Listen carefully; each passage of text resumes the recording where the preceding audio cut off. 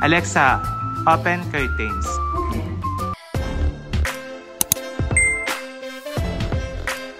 Hello guys, kamusta ngayon po? Nandito tayo sa Bataan at maglalagay po tayo ng cortina. So kahapon nasa Pangasinan po tayo. So yung client natin doon nag-decide po na wag na lang pong i-vlog yung nilagay natin cortina. Pero meron tayong mga clips ng natapos natin doon. So isang buong bahay din po yun. And to be honest po, nung patapos na kami nag-blackout, kaya meron kaming back job doon na babalikan kasi nga po di na namin natahi yung kulang na isa. So sa Pangasinan ngayon po nandito kami ulit gaya ng sinabi ko sa Bataan, at ito pong bahay ay isang buong bahay po ang lalagyan natin ng curtains. Ayan. So ito po ay subscribers natin yan from Australia. So ang gagawin po natin syempre lagi po habang naglalagay po tayo ng cortina, itutur ko kayo para meron pa rin po kayo makuha idea sa vlog po natin. So, quick tour lang tayo mga ka-viewers ha. Bali ito po, ipapakita ko na lang sa inyo yung mga materyales na kinabit po sa bahay po niya. Para po sa kanilang fences, gate, tubular po ang ginamit at pininturahan po yan ng color black. And yung fences po, nilagyan po nila ng wall decor tiles and 15x90 para po sa plant box na tiles. And ito po yung service gate nila, meron na po yung doorbell and meron na rin pong wall lights. Tapos po, dito naman po sa kanilang carport, at least dalawang sasakyan po pwede magkasya, maluwag po yung pagkakagawa ng carport. Naglagay din po sila ng tiles na 30x30 cm na rough finish. Ngayon po, pasok naman tayo sa loob po ng bakuran nila. Napansin ko nga po agad, ito po mga accent wall ni client.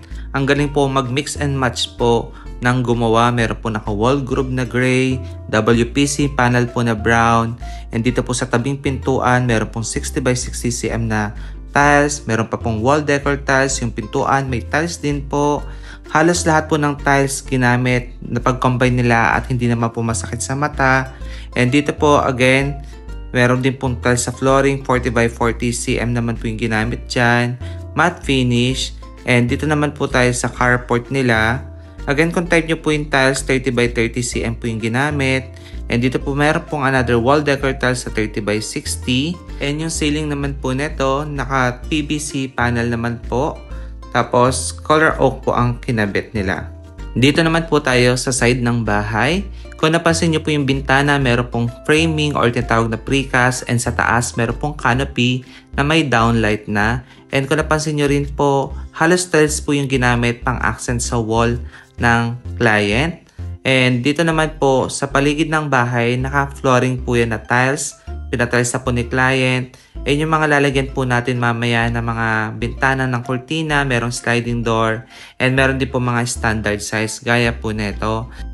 Ito naman po yung back view ng bahay. Kung napansin nyo po, maluwag pa talaga yung bahay ni client. Meron na rin po itong mga CCTV para kahit nasa ibang bansa si client, nakikita niya yung dream house niya. And ayan na po, no? Screenshot nyo na lang po kung meron kayong mga type na gusto nyo i-apply sa inyong dream house. And now mga ka-viewers, pasok naman po tayo sa loob ng bahay at ipapakita ko sa inyo yung mga lalagyan nating cortina at syempre yung itsura po sa loob. Gusto ko sa bahay niya mga ka-viewers, pagpasok niya is open concept.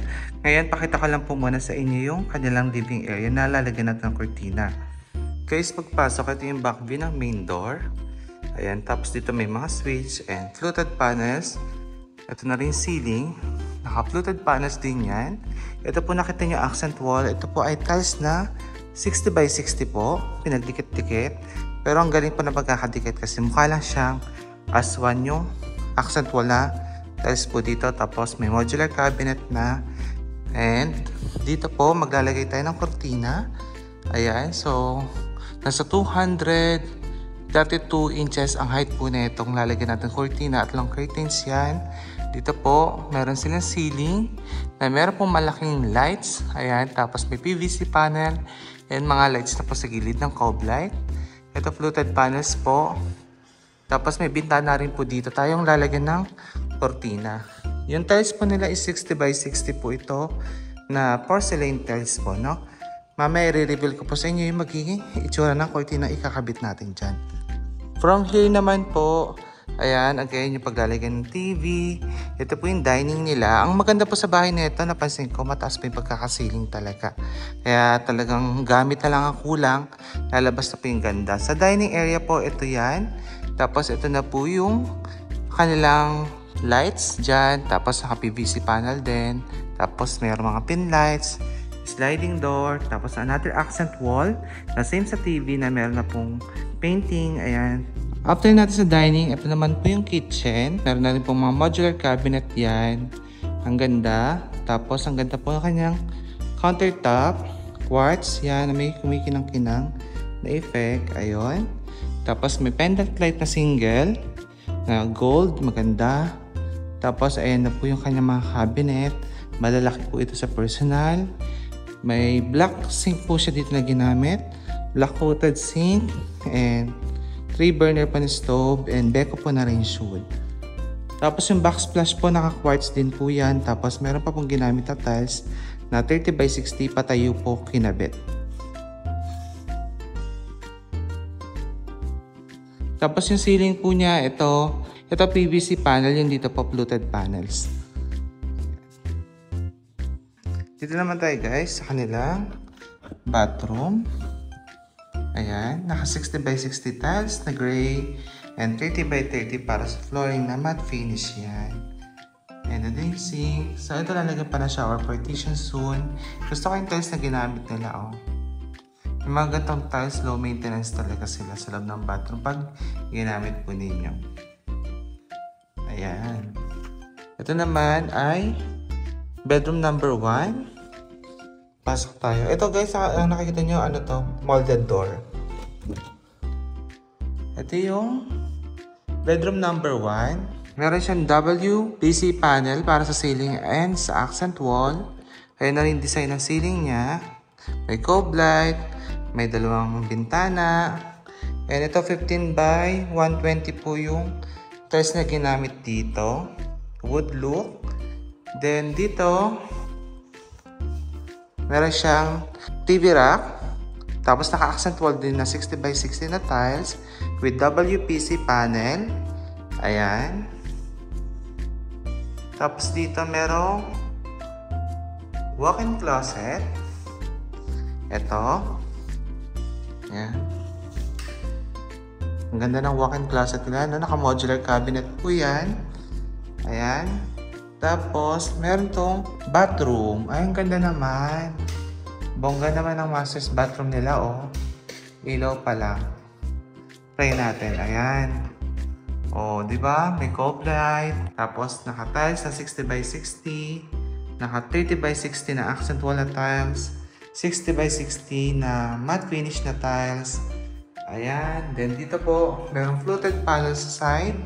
Tapos yung natirang tiles, ginamit dito pang accent. Ang galing na nag-decor, no? Ang galing niya mag-mix and match ng mga combination. Ayan. And, ayan. Ito guys, may shower partition na. Okay. Ayan. Tapos, pakita ko na ng ganitong angulo. Ayan. Mula sa bathroom naman po nila, ito naman po yung view ng bedroom number 1. Kung type po ninyo, pwede nyo pong i-apply yan sa bahay ninyo kasi maganda po talaga siya.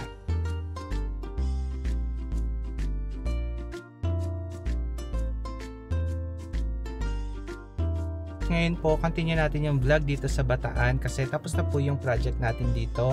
Ngayon po, ipapakita ko na sa inyo yung mga nilagay nating kurtina. So, ito po yan. Ito po yung itsura niya before bago po natin lagyan ng kurtina itong living area. And ngayon, ito na po siya. Ang kulay po nito kung type nyo po, almond and tan, yan po ay isa sa mga best seller po natin. Kung napansin niyo po, marami nagpapagawa sa atin neto kasi neutral color po yan. Pag po neutral color, hindi po kasi nawawala sa uso yan. Nagpalagay din po si client sa atin ng motor or motorized po para sa kanyang linen. So, try po natin. So guys, try natin ito via remote, yung linen open natin.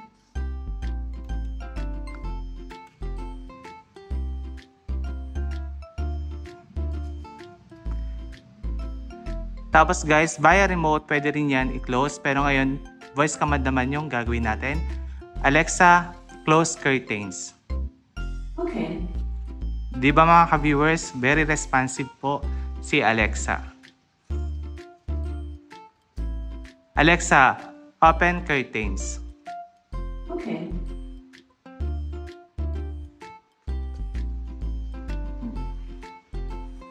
Tapos guys, close natin. Kung magpapalagay po kayo sa amin ng motorized curtains na may voice command, kailangan po yung bahay po ninyo is Wi-Fi ready na. Plus meron pong abang na outlet sa ceiling para po mapagana natin yung motor once na in-install po natin. So again, ito po yung itsura ng ating nilagay sa living area at dining area. After po natin sa dining area, dito naman po tayo sa bandang hagdanan. Bali, gusto ko lang din po sabihin sa inyo yung pinalagay po ni client combination po ng blinds at curtains po yan. Sa hagdanan po, meron po ditong corner window or L-shape. Naglagay din po tayo dito ng long curtains. Tapos po, again, sa maliit po na bintana, ang gusto ni client, blinds po, no? Tapos tinero natin syempre yung kulay sa cortina. Ito naman po yung family area nila before bago po natin lagyan ng cortina. And ito na po siya ngayon. Nung nilagay po namin yung cortina, si client po ay nasa ibang bansa. Bali, ang nag-guide po sa amin dito yung parents po niya. Ngayon po sa family area, ito sliding door po ito kasi sa labas niyan meron pong balcony.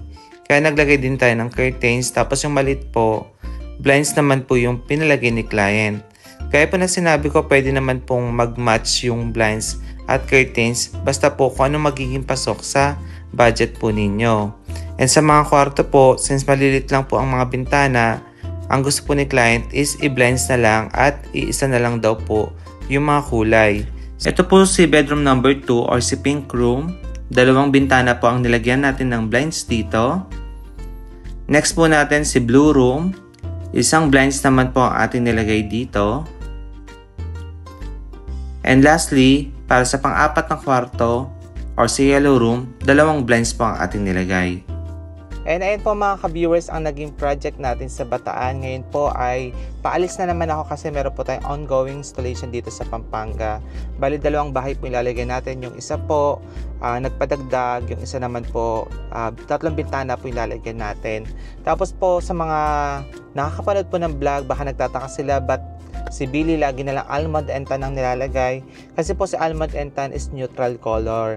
So, hindi po siya nawawala sa uso and talagang pag nagpalagay po kayo dapat ng kortina, i-assure nyo po yung talagang hindi nyo pagsasawaan.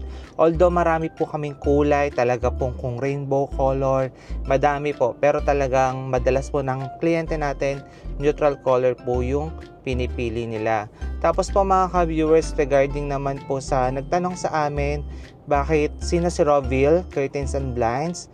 Bali, akala nila po ay boss po namin yon.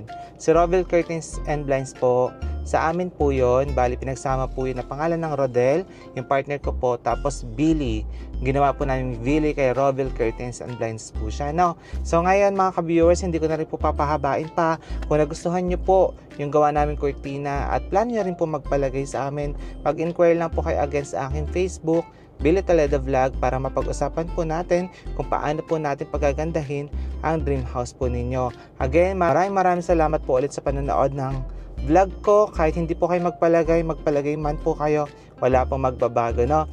Ingat po kayo and God bless. Bye-bye!